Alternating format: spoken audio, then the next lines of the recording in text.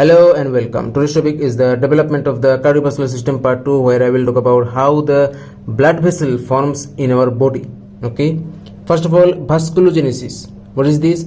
It is actually the process of the formation of the new blood vessels from the mesenchymal tissue in embryo. So what is embryo? You already know. Up to how many weeks we are allowed to call embryo, you already know. Okay. Now, angiogenesis.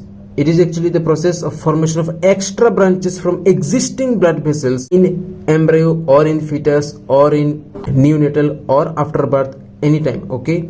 See, try to understand. Suppose from the mesenchymal tissue one blood vessel develops. Okay. Now it may be artery, it may be vein, it doesn't matter.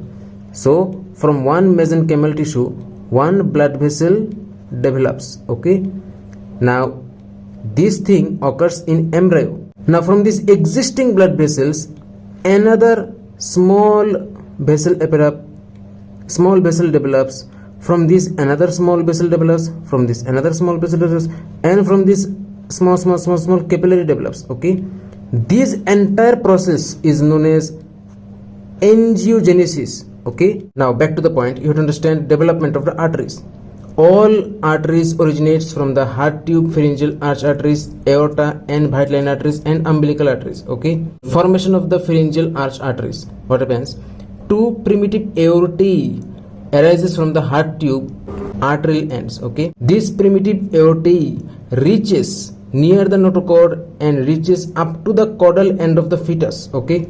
Now this primitive aortae divides itself into three segments. One is ventral segment, then dorsal segment, and in between first aortic arch area. Okay. Now the ventral segment divides itself into fused and unfused part. Fused part in the midline it forms heart tube. You already know, I talked about this thing in my last video. And this heart tube ultimately forms aortic sac. Okay. Unfused part it forms the right horn, left horn. I told you in my last video. Now the first aortic arch it connects with the aortic sac. Okay. Also it connects with the dorsal primitive aorta. Okay. Now after combination this aortic sac and dorsal primitive aorta it forms the descending thoracic aorta. Now this pharyngeal arch arteries develops at 4th to 5th week of intrauterine life. Now few days ago I talked about the how pharynx develops. Okay. There I talked about we have 6 pharyngeal arches. Now each arches has own individual arterial supply. Okay.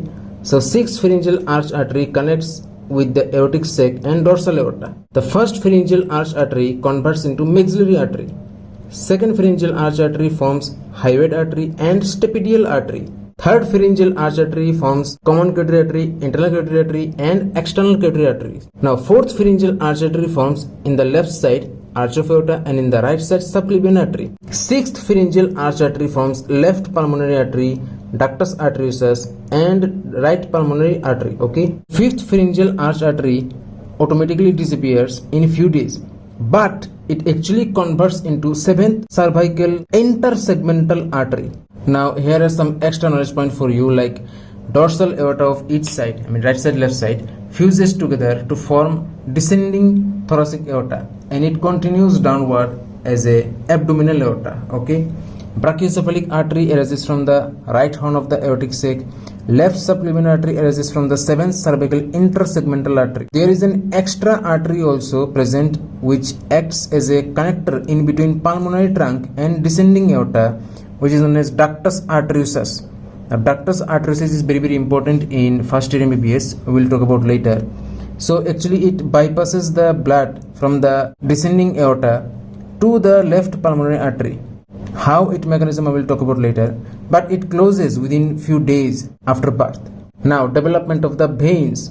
See, actually veins are two types. One is visceral vein and somatic vein.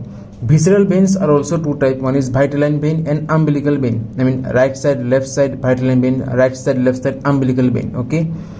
Vital line vein drains the yolk sac and umbilical vein drains the placenta. Okay.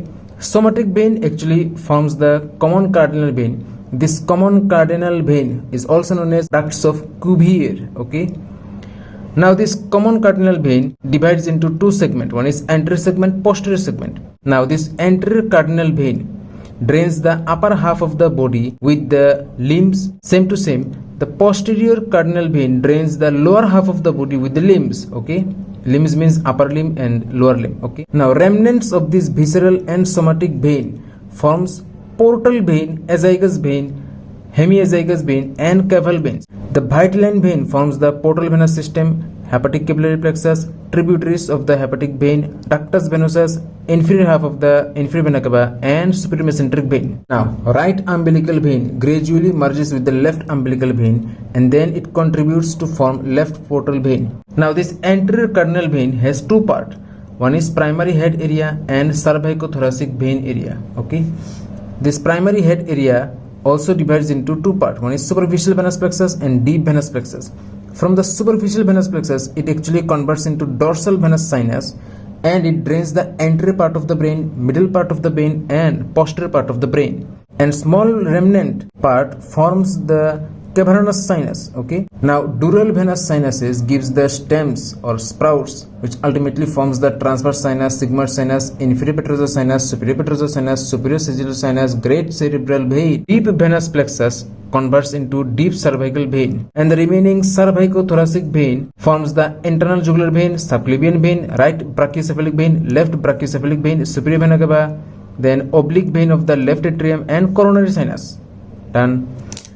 And the remaining posterior cardinal vein forms the 12 thoracic intersegmental veins, 5 lumbar intersegmental veins, iliac veins, which ultimately forms the internal iliac vein, external iliac vein. Okay, there is an extra additional vein also presents known as subcardinal veins. Okay, these are extra veins arises from the posterior cardinal vein and forms the right side, left side gonadal veins. Gonadal means in male gonad, I mean the testis, right side, left side testicular vein, or in female right side, left side ovarian vein. Anyway, and right side, left side suprarenal veins. So I hope you will understand how the prime blood vessels develops in our body.